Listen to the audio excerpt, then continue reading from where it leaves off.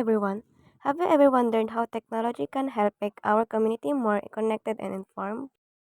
Today, we are excited to share our project about making websites for our community.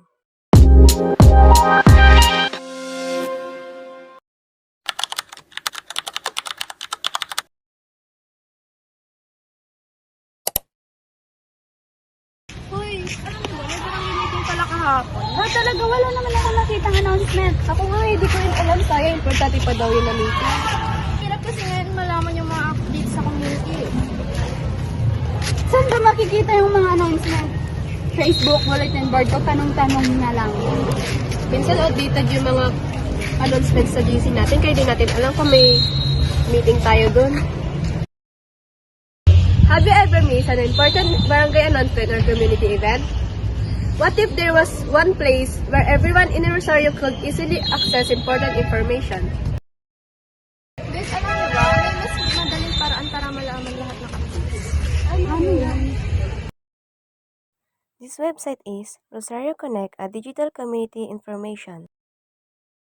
This platform connects residents, barangay officials, students, and local businesses. Rosario Connect provides a solution by offering a single platform where community information is organized and easily accessible.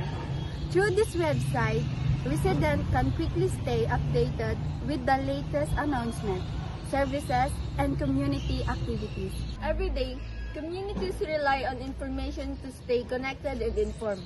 But sometimes, important announcements, emergency updates, and community events are difficult to access or easy to miss. In today's digital world, communication should be faster, easier, and more accessible. That is why we introduced Rosario Connect. So how do you use this website? It's very simple. First, you just need to open the website using phone, tablet, or computer. Once you enter the website, you will see the different sections such as announcement, local news, emergency hotlines, and community events. If you want to check the latest updates, you can simply click the announcement section. If you need important contact numbers, you can go to the emergency hotline section. With just a few clicks, residents can easily access important information anytime and anywhere. Kaya ngayon, hindi na tayo mahuli sa mga updates. Stay informed, stay updated.